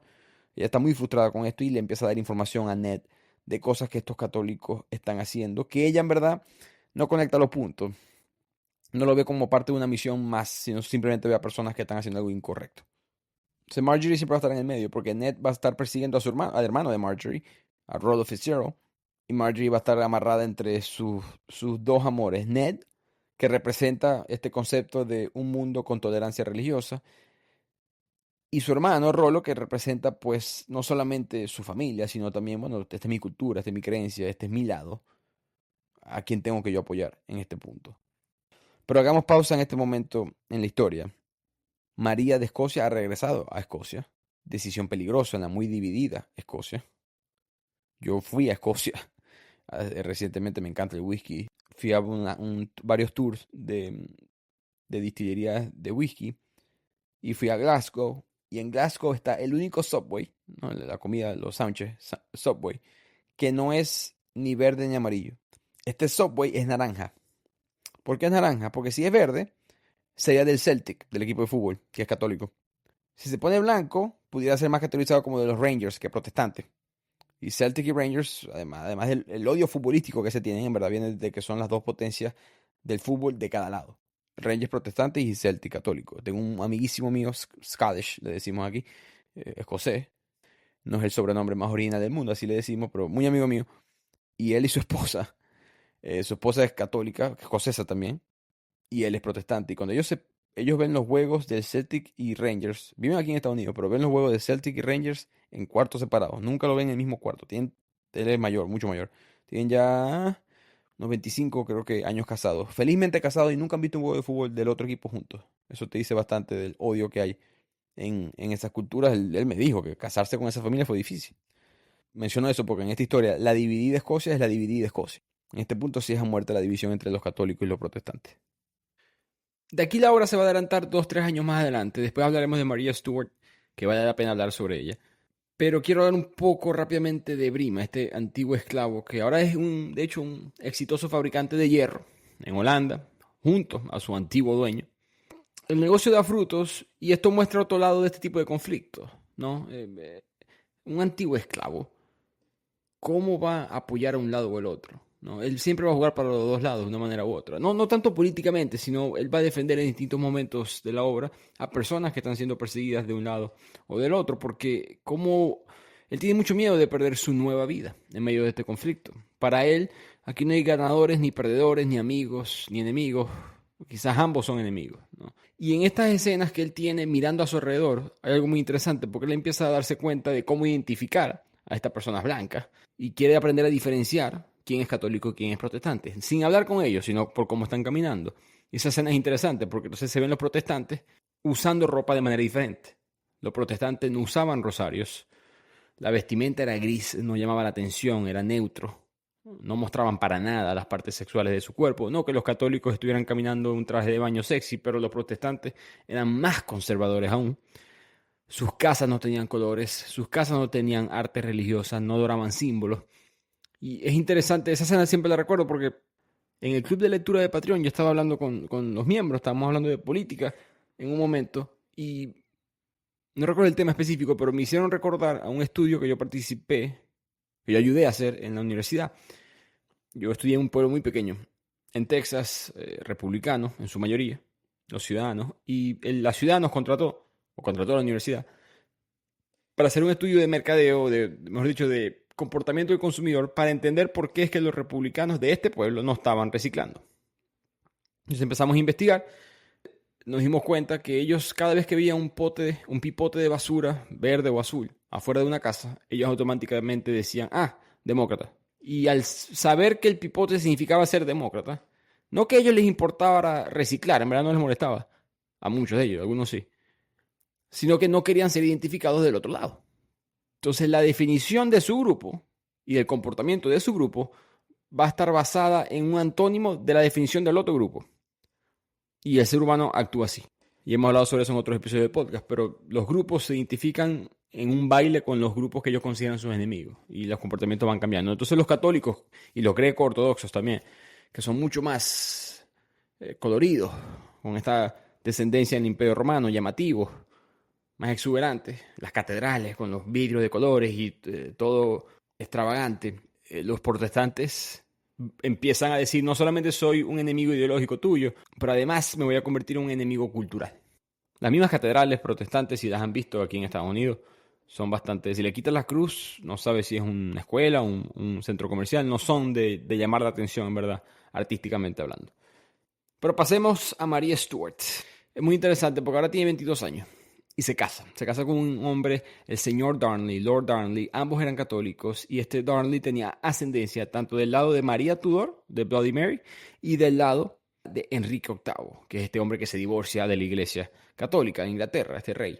Entonces ese enlace lo fortalecía mucho a ambos, porque entonces ella tiene aún más derecho al trono en caso de que Isabel I, su prima, protestante y sin hijos, falleciera sin hijos, sin descendencia. Pero de repente Darnley, su esposo, se volvió arrogante, demandó que él fuera reconocido como el rey de Escocia, empezó a convertirse en un esposo extremadamente abusivo, abusó de ella físicamente. Y María Stuart, recordemos, ella desde los 6 días de nacimiento es reina de Escocia. Desde los 6 días de nacimiento. Ella es utilizada por distintas facciones que la ven como un obstáculo o la ven como algo que pueden utilizar para su propio beneficio o el beneficio de la idea de ellos. Entonces María nunca ha sido libre, en verdad vive toda su vida bajo una especie de prisión política. Y ahora que su esposo, de repente, en circunstancias muy misteriosas, discutidas hasta el día de hoy, este señor Darnley es asesinado. Nadie sabe quién fue, muchos rumores de quién fue, si fueron los protestantes, si fueron gente, amigos de Maria Stuart, si fue Maria Stuart, si fue mandado por ellos, nadie sabe. El punto es que Maria Stuart en verdad queda vulnerable. Esa posición dinástica fuerte que tenía con este esposo se desaparece, los protestantes huelen sangre y aprovechan. Y Maria Stuart, que como mencioné, es siempre un obstáculo para quienes eran sus enemigos, la utilizan para marcar pauta y la colocan en prisión en un castillo, Loch Leven, en las afueras de la costa de Perth, en Escocia. Una pequeña isla muy cerca de la costa, si eres buen nadador le puedes llegar. Y dentro de esa isla hay un castillo, muy chiquita, hay un castillo y ahí va a estar ella, presa, junto a Alison, su amiga durante toda esta obra. Si se preguntan, porque yo me lo pregunté, ¿por qué es que la Iglesia Católica no hizo nada por Maria Stuart? Uno pensaría, ¿no?, en todos estos libros que hemos mencionado, el poder de la Iglesia Católica, el poder de la Iglesia Católica en la era medieval, el Papa es más importante que todos estos reyes, ¿por qué no hacen nada por ella? Bueno, varias razones. En verdad, la Iglesia está un poco frágil en este momento. Durante lo que fue el reinado de Maria Stuart, ellos estaban lidiando con muchas tensiones internas. Hay 2 países que están compitiendo por ser el país más católico, vamos a decirlo así. ¿Quién es el país más poderoso dentro del catolicismo? Francia y España. Y la iglesia empieza a apuntar acorde a los intereses de distintas naciones, que no siempre estaban alineados a los objetivos, digamos, globales de la iglesia. La segunda razón es el temor a una intervención militar protestante, porque los protestantes están, como mencioné, agarrando fuerza en distintos reinados. el papado estaba en una situación delicada, les daba miedo no solamente Inglaterra, sino otras potencias protestantes en el norte de Europa, los nórdicos, por ejemplo. Y no querían entrar en una guerra masiva contra el reinado cristiano. Y ni mucho menos entre potencias europeas que financiaban a la Iglesia Católica. Las guerras cuestan dinero y el Vaticano no le interesaba una. Y la tercera, bueno, es que Mary Queen of Scots, Mary Stuart, como hemos visto en la obra, bastante débil políticamente. Ella me recuerda a María Corina Machado en Venezuela, en el sentido que ella es la correcta heredera al trono. Ella es la que tiene la razón. Pero no tiene las armas, no tiene el gobierno, no tiene la influencia militar. Entonces, sí, puedes apoyarla ideológicamente como la iglesia lo hizo. El punto es que para invertir en el político correcto, no solamente tiene que ser correcto éticamente, sino hay política. Y María Stuart le faltaba esa fortaleza. Pero ahora María está en prisión y no la cuidaron, en verdad, físicamente. Una prisión fría, ni mucho menos la cuidaron mentalmente en esta época. Ella hasta tuvo un aborto espontáneo dentro de la cárcel. Y estuvo todo ese tiempo acompañada, va a ser un año en prisión por Allison, que la ayudó, ¿no? Psicológicamente a estar ahí. Y de repente el carcelero le dice que yo no te apoyo, pero mi hermano sí. A mí no me importa este conflicto religioso, pero mi hermano sí está contigo. Y este hermano del carcelero le empieza a ayudar a ella.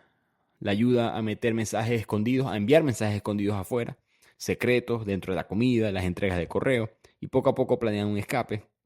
El día de la fuga lo organizan específicamente el día que había una fiesta. Y hay mucha gente protestante en el castillo, la clase alta, haciendo una fiesta en el castillo que tiene empresa María Stuart. Había algo caché en eso. Y ellas se vistieron de sirvientas, Allison y Mary Stuart, ropa que les dio este carcelero, y se escaparon. Simplemente caminaron, nada elegante. No fue la gran estafa y nada por el estilo. Simplemente caminaron por toda la fiesta vestidas como sirvientas y se pudieron ir. Que es un mensaje, ¿no? De cómo esta gente de esas clases, la aristocracia, especialmente de esta época, un sirviente ni la miran a los ojos, al punto que no sabían que Mary Stuart estaba enfrente de ellos. Ella es recogida por sus seguidores leales y organiza un ejército. El ejército católico que iba a recuperar el poder de María Stuart. Entonces, ahora sí María Stuart tiene más intenciones, no ha hecho nada específicamente, pero tiene muchas más intenciones de recuperar su trono.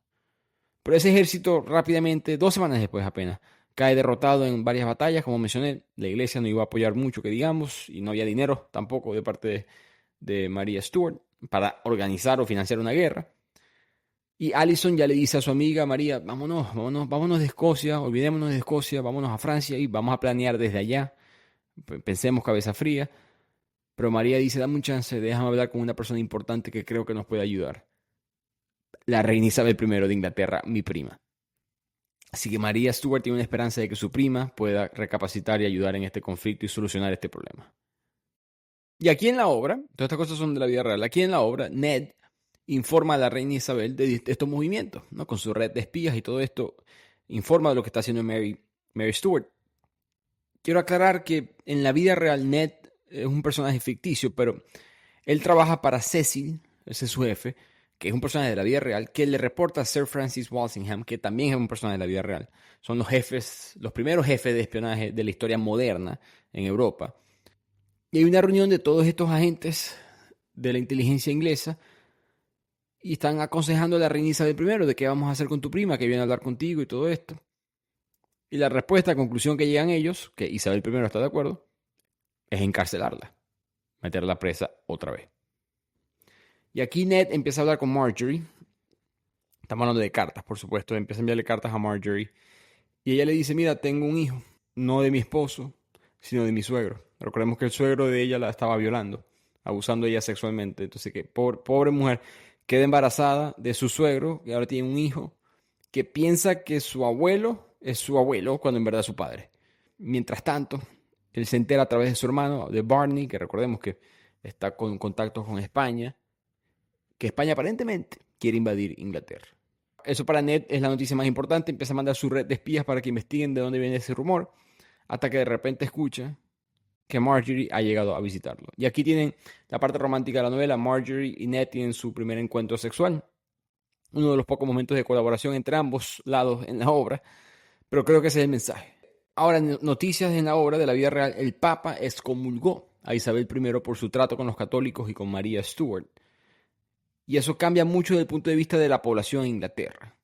porque la situación de los católicos en Inglaterra se volvió más precaria. De esas movidas políticas que son más para marcar algo simbólico, como que el Papa simplemente dijo, ok, te excomulgo Isabel I, pero al final de cuentas no estaban cambiando nada dentro de Inglaterra, si acaso empeoraron, porque Isabel I ahora va a ser mucho más represiva en contra de los católicos dentro de Inglaterra. Empezó a multar por recusación. Cualquier católico que no asistiera a servicios de la iglesia anglicana eran multados. Empiezan a limitar la práctica del catolicismo. Prohíben los sacerdotes jesuitas. Una ley prohibió la entrada de esos sacerdotes y otros misioneros católicos a Inglaterra. Empiezan a haber ejecuciones públicas, persecuciones públicas. Poco a poco el fenómeno cochinito, rebelión en la granja, se vuelve a dar. Y Marjorie y Ned, como mencioné, dentro de todo este conflicto, van a empezar a verse mucho más frecuentes. Marjorie va a quedar embarazada de Ned, pero por ella estar casada no va a decir que Ned es el padre de él, sino que va a decir que es su tío. Se mantienen separados en parte porque, bueno, la sociedad no existe en este momento, estas familias católicas protestantes uniéndose. Entonces la relación es en secreto. Y de repente Ned recibe una visita muy interesante. Sylvie, nuestra amiga Sylvie, que está vendiendo tinta y papel supuestamente, llega como comerciante a tocar la puerta, pero por supuesto en secreto. Cuando puede medir a Ned correctamente, le dice, mira, yo estoy vendiendo Biblias francesas. Y bueno, Ned empieza una relación con Sylvie. Poco a poco los dos se estimulan intelectualmente y se estimulan de otra forma. Y Sylvie continúa su éxito, consigue más libros ilegales. No solamente Biblias, sino otro tipo de libros que la iglesia no quería que se discutieran. Y empiezan a discutir ellos de qué va a pasar en esta boda real. ¿Qué boda real? Bueno, hay una boda real, suceso también de la vida real, que era un matrimonio entre una católica y un protestante. La católica era Margarita de Valois y el protestante era Enrique de Borbón. Pero todo el mundo en el matrimonio sentía que algo mal iba a suceder. No, porque ¿qué es esto? ¿Esto es tolerancia? ¿O es un mensaje de renovado dominio del catolicismo? ¿O es un mensaje que los protestantes van a empezar a entrar en la corona nuevamente? Y hay una frase de Ken Follett en el libro que dice, desde el principio hubo mal ambiente en la boda. Ya veremos por qué. Pero volviendo a Ned y Sylvie, esta relación parece que está color de rosas hasta que de repente Ned le da un beso a Sylvie y le dice, alguien nos está siguiendo. Y ese alguien es Pierre, el mismo espía Pierre de siempre, al enterarse de que Sylvie, su antigua casi esposa, bueno, de hecho se casaron legalmente, más nunca consumaron el matrimonio, entonces fue anulado. Pero su antigua esposa estaba con este Ned altamente posicionado en el gobierno inglés protestante, él empieza a espiarlo. En el proceso, él entra a la oficina de Sylvie y consigue una lista larga de miembros de esta revolución, de esta ideología protestante. Así que Pierre aprovecha y empieza a organizar asesinatos o intentos de asesinato contra distintos líderes importantes que eran protestantes. Él falla en varios de ellos y eso aumenta las tensiones.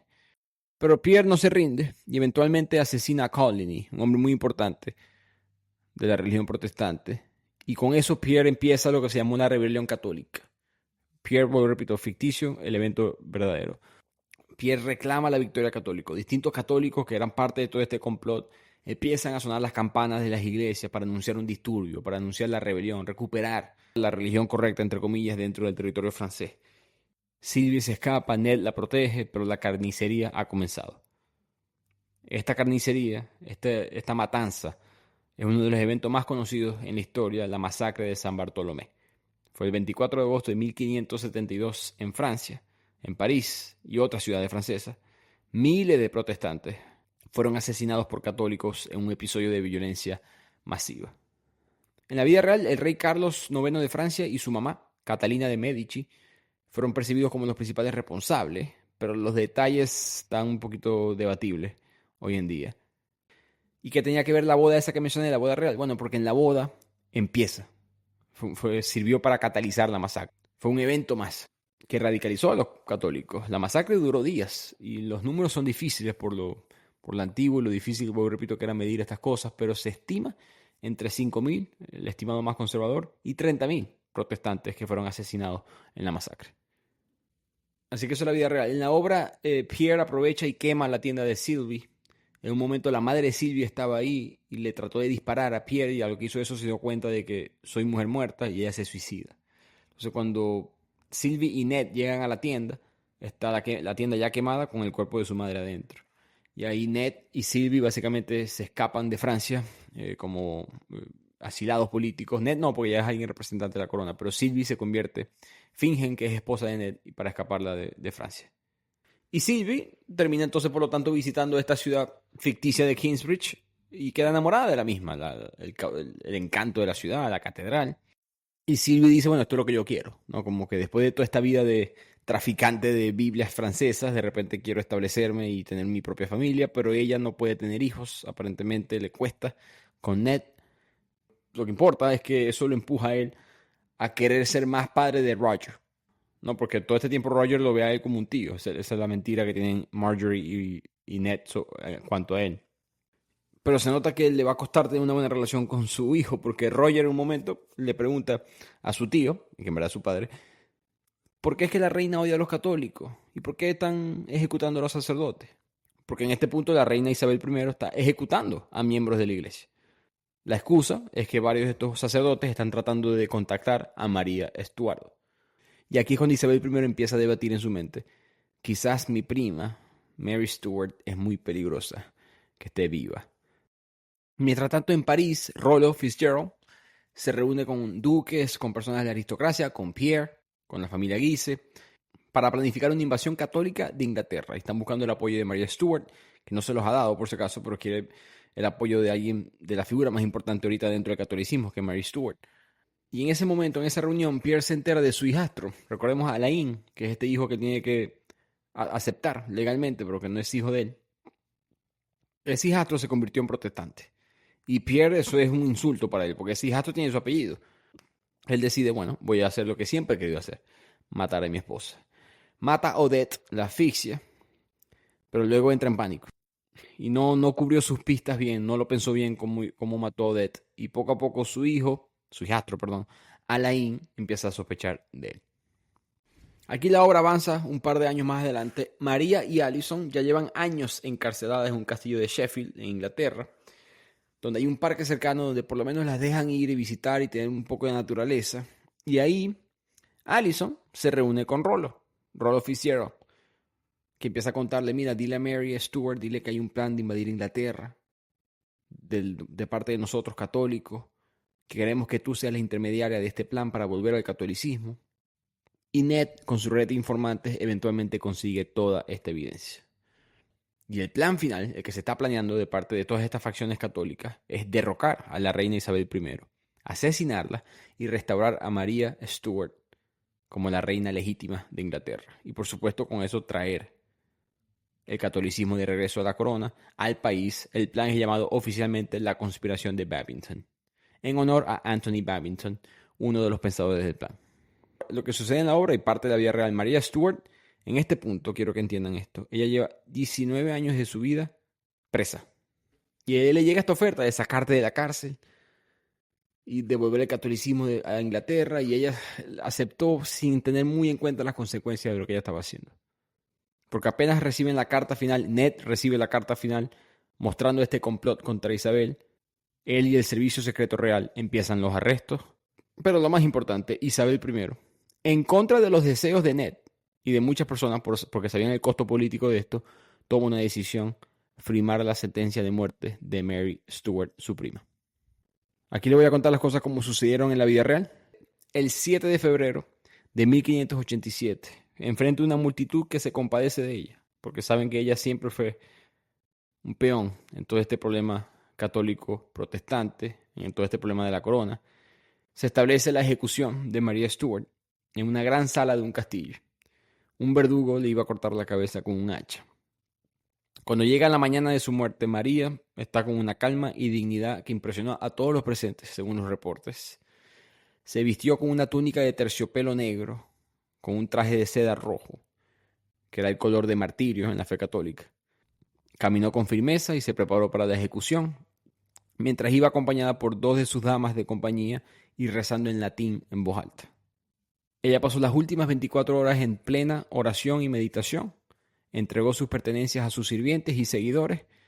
El verdugo y su ayudante se arrodillaron frente a ella y le pidieron perdón como era costumbre. Pero en este caso se sentía que había algo extra en esa disculpa. Y María respondió: te perdono con todo mi corazón, porque ahora espero pondrás fin a todos mis problemas. Y con eso llega el momento de la ejecución, que fue un evento sombrío, no solamente por toda la historia que hemos discutido, sino por la ejecución en sí. Ella es atada, colocan su cabeza en el bloque y ese primer golpe falló en cortarle completamente el cuello, porque la van a cortar decapitándola. Pero no hay guillotina en este punto, no existe, eso va a venir con la Revolución Francesa. Entonces le dio en la parte de atrás de su cabeza y María Stuart queda despierta. Lo que lleva a que el verdugo cometa un segundo golpe para terminar la tarea, pero este golpe tampoco funcionó. El verdugo tuvo que realizar un tercer golpe y ahí sí, finalmente la cabeza se separó del cuerpo. La anécdota, la historia, la leyenda cuenta que tras ser decapitada, el verdugo levantó la cabeza de María y dijo God save the Queen, Dios salva a la reina, pero debido a que María llevaba una peluca, la cabeza se cayó y quedó expuesto su cabello gris. Y eso sorprendió mucho a los presentes, porque recordemos, 19 años de encierro, envejeces muy rápido, ¿no? Y esas pelucas que utilizaba la aristocracia y la realeza en esa época la hacía ver más joven. A lo que se le cae la peluca, de repente se dan cuenta, esta mujer sufrió bastante. Murió a los 44 años, casi la mitad de esos años presa, envejecida por una vida como prisionera. Así que Mary Stuart se convierte en un mártir del catolicismo. Su muerte enfureció muchísimo a los católicos de Europa. Fue uno de los factores que llevó a Felipe II a planear la famosa Armada en 1588, un año después de la ejecución de Mary Stuart, que fue el intento de España de invadir a Inglaterra. Ese rumor que se escuchaba por ahí deja de ser un rumor y se convierte en realidad. Pronto llegaremos a ese suceso en la obra, pero ese era básicamente el miedo que tenía Ned, que hubiese un tipo de levantamiento mucho más fuerte, que no fueran simplemente unos radicales en Kingsbridge, unos radicales en Francia, sino que ahora coronas católicas de verdad fueran en contra de Inglaterra. Y ahí es cuando Inglaterra contacta, bueno, al rey de los océanos en este punto, Sir Francis Drake, el gran pirata, el corso. Si escucharon el capítulo de la historia de los piratas, saben muy bien quién es él. Rápidamente, pirata, corso, son dos términos que se utilizan a veces intercambiablemente, pero pirata, digamos, es lo que suena, ¿no? Una persona que actúa fuera de los márgenes de la ley, roba un barco, roban una embarcación y se van de puerto en puerto robando o atacando barcos en los océanos. Pero son criminales tanto en los puertos que están llegando como en su propia tierra. Mientras que el corso es Sir Francis Drake. Son personas firmadas, apoyadas, financiadas por el gobierno. No son criminales en sus países, pero para las víctimas es lo mismo. Llega un pirata, llega un corso, es lo mismo. Entonces ellos contactan a Sir Francis Drake para que él pueda contra los españoles. Y por si acaso, Sir Francis Drake le generó más dinero a Inglaterra que los propios impuestos en un punto, en un año. Así que vuelvo y repito, el rey de los océanos en este punto, y esta va a ser la estrategia, utilizarlo él y su inteligencia para saber cómo evitar que los españoles invadan Inglaterra. ¿Cuál es el plan de esta armada española? Bueno, el plan era bastante ambicioso. Felipe II dijo que iban a partir desde España y se iban a unir con otro ejército español que iba a estar estacionado en los Países Bajos, en Holanda, y de ahí juntos iban a invadir Inglaterra. La flota española eran 130 barcos, aproximadamente 30.000 hombres, y eso era una cantidad bastante considerable, por no decir obscena en este punto en la historia. De hecho, el nombre del ataque es la Armada Invencible. España tenía todas las posibilidades de ganar. En cuanto a hombres, Inglaterra apenas tenía la mitad de los hombres que España. La Royal Navy, aún así, con la ayuda de Sir Francis Drake, estaba mejor equipada para combatir las aguas del Canal de la Mancha, porque los barcos ingleses eran más pequeños, más ágiles que los grandes galeones españoles. Los españoles, los barcos de ellos eran la Pinta, la Niña, la Santa María. Imagínense esos barcos, ¿no? Para cruzar el Océano Atlántico, para llegar hasta América, para atravesar el Caribe. No eran necesariamente para estas maniobras cortas que iban a ser necesarios para esta guerra. Sir Francis Drake dijo, vamos a quemar barcos nuestros, los incendiamos y se los mandamos llenos de explosivos, para que las llamas, los explosivos, los sonidos los asusten, se dispersan, rompan formación. Y eventualmente esa gran armada invencible, bueno, fue vencible. Y de hecho, el término armada invencible fue usado irónicamente después por los ingleses, después de la derrota. En verdad fue un fracaso total de parte de España. Y a partir de esta victoria, el movimiento protestante en Inglaterra se consolida mucho más. Y a partir de esta derrota militar naval, mejor dicho, de España, que son representantes del catolicismo, del lado católico todo empieza a colapsar. En Francia, tras años de ser espiado, Pierre va a ser asesinado por, poéticamente, su hijo Alain. Rollo Fitzgerald no se rinde, él continúa planeando cómo devolver Inglaterra al catolicismo, una batalla que parece ya perdida. Su propia hermana Marjorie lo critica, le dice, mira todos los errores que hemos cometido, mira toda la sangre que ha sido derramada, vale la pena este conflicto. Y Rollo Fitzgerald durante toda la obra es uno de los criminales más importantes dentro de Inglaterra, de hecho es uno de los más buscados para la red de Ned. Y un día Sylvie va caminando en Kingsbridge y se da cuenta, yo creo que ese es Rollo, yo creo que ese es el hombre que mi esposo ha estado buscando. Y lo sigue y Rollo se siente que lo están persiguiendo y ambos terminan en la catedral de Kingsbridge. Y Rollo se hace que él no sabe que lo están siguiendo y empieza a subir hasta el techo de la catedral, ya cuando están solos arriba. Rollo, por supuesto, empuja a Sylvie y la hace caer a su muerte. Una muerte más en ese conflicto. De esa muerte es que creo que muestra ese problema de cómo cuantificas, cómo alguien sabe que Sylvie en verdad fue asesinada por el conflicto religioso. Lo único positivo de todo esto es que tanto Ned y Marjorie sienten que quizás ahora sí hay una oportunidad para ambos de ser felices. De aquí pasamos al siglo XVII, la hora se adelanta y Rollo, estamos en el año 1603, Rollo ve una última oportunidad de promover los intereses católicos en Inglaterra. ¿Por qué el catolicismo piensa que puede volver a Inglaterra ya en el siglo XVII? Casi 50 años después de que empezamos en la novela, porque fallece la reina Isabel I. Muy inteligente, como mencioné, duró 45 años en el poder, muere a los 69, bastante para la época. Muchos piensan que murió envenenada, pero nunca se hizo una autopsia, así que nunca se supo. Y me sorprendió que Follett no jugara con eso en la obra, él lo dejó así. Pero ella muere, nuestro personaje Ned estuvo con ella hasta su último suspiro, lamenta su pérdida hoy en día. Y aquí es cuando aquí es cuando ellos empiezan a planear la famosa conspiración de la pólvora. La idea de asesinar a la familia real, a los cortesanos y todo el parlamento.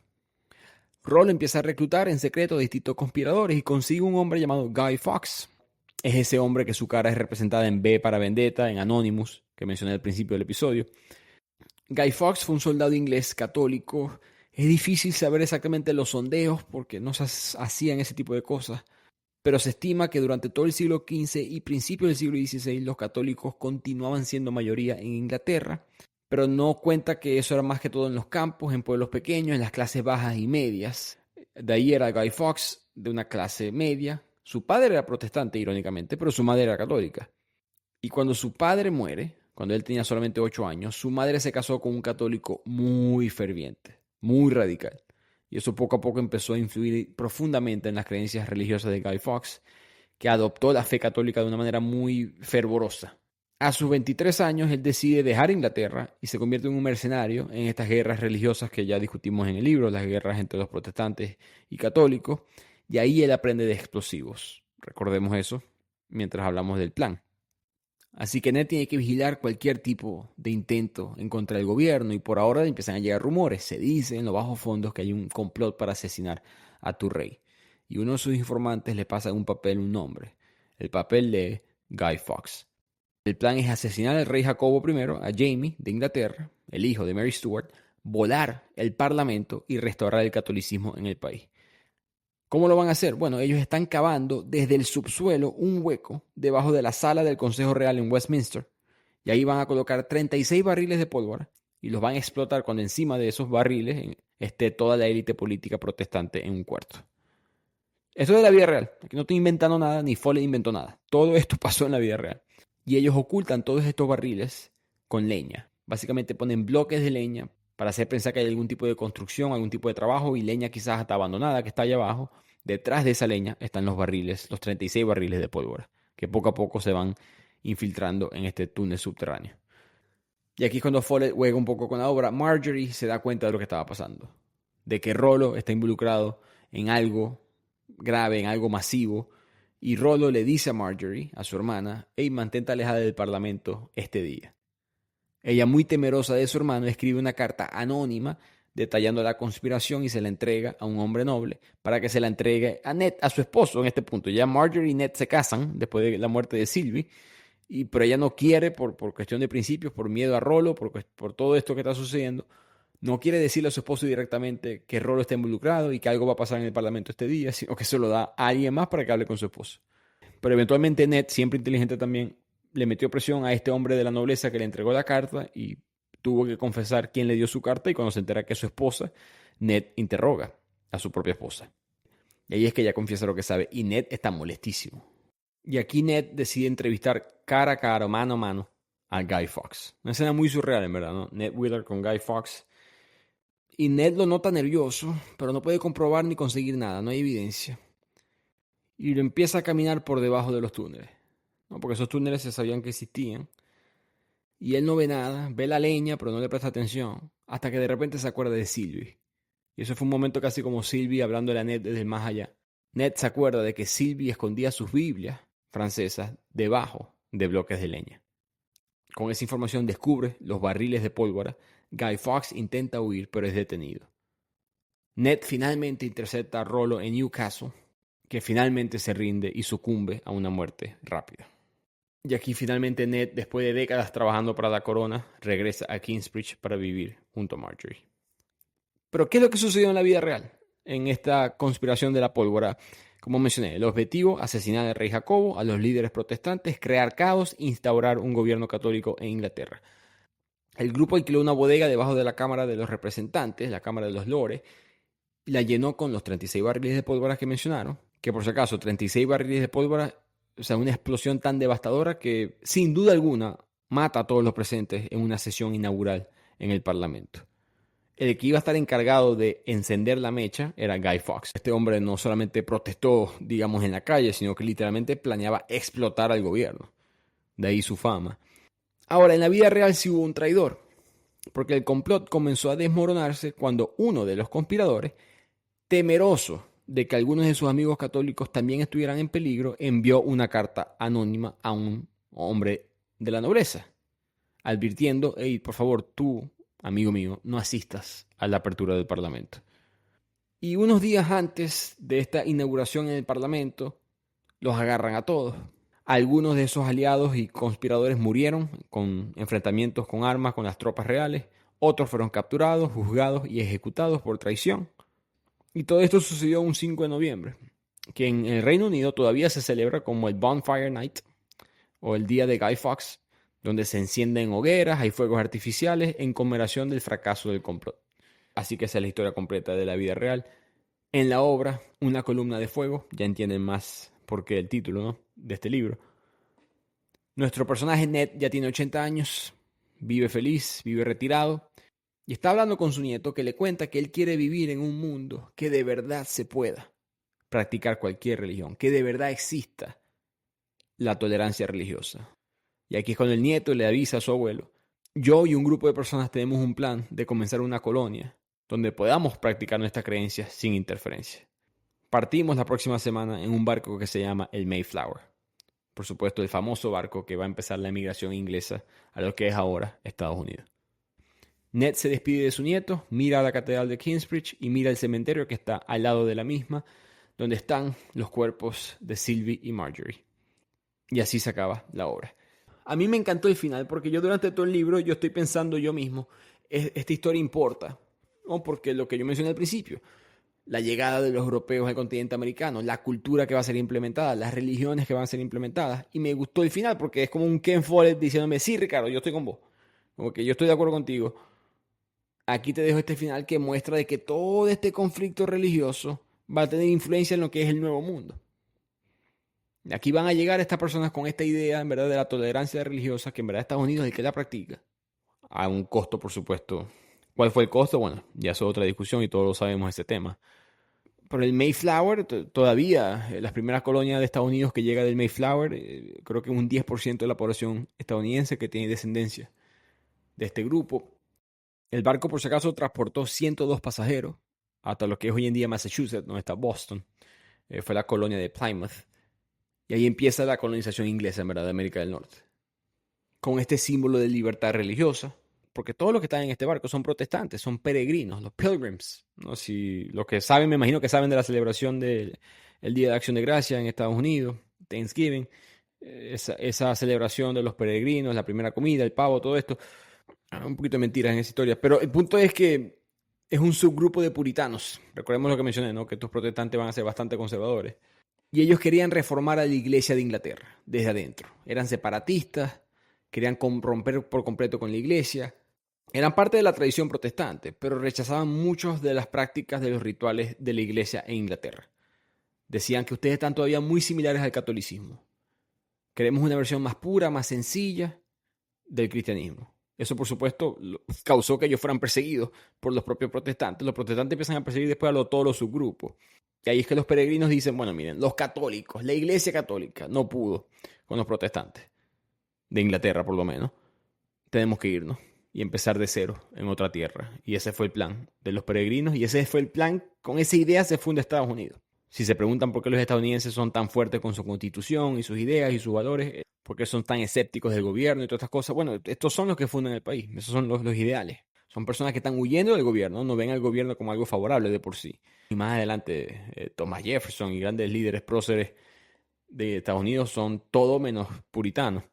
Pero imagínense lo diferente que fuera América y lo que fuera el mundo hoy en día sin Estados Unidos, ¿no? Es difícil imaginárselo. Y por eso que todo este periodo, siglo XVI, siglo XVII, en Europa, conflicto religioso, católicos y protestantes, es tan importante. Espero que hayan aprendido algo en este capítulo, espero que hayan disfrutado de la historia. Como dije, uno de los libros que quizás más entretenidos de toda esta serie de Kingsbridge. Espero que hayan disfrutado del concepto de la serie. Volveré ya la próxima semana a los episodios más cortos, más básicos. Recuerden que va a venir la competencia de los microcuentos, de los microrelatos. Estén listos. Vayan preparándose. Espero que les haya gustado este episodio. Muchísimas gracias por escuchar. Sigan compartiendo Bibliotequeando. Les habló su anfitrión, Ricardo Lugo. Un abrazo y nos vemos en el próximo episodio.